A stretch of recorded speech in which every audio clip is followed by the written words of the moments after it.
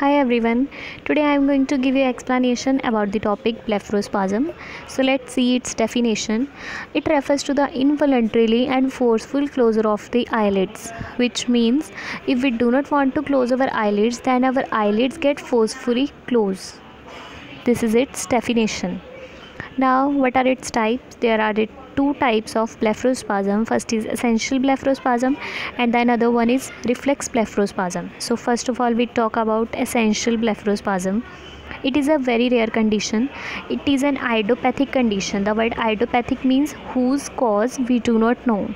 Okay, it involves the patient between the 45 to 65 years of age, which means mostly patients of 45 to 65 years of age are involved in essential blepharospasm.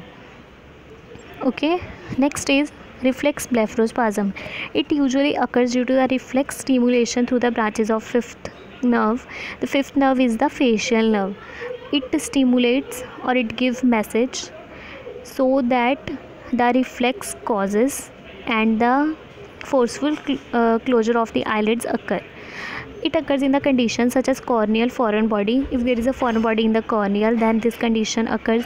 Corneal ulcer, these are the spots or the crystals which are present on the cornea, and iridocyclitis. It is an inflammation of the iris. So these three are the condition in which reflex blepharospasm occurred. It is seen in excessive stimulation of the retina by dazzling light. If there is excessive stimulation of retina is shown, then this takes place by dazzling light. The word dazzling means very bright light, as we can say the sun's light. Okay, after seeing the sun we are not be able to see anything for a couple of seconds. That is the dazzling light. Next is clinical features. Epiphora may lead to eczema of the lower lid. Now watering from the eye occurs, which leads to itchy inflammation of the lower lid. Okay, next edema. Swelling of the lids or the reddish of the skin lids is the edema. Spastic ectropion.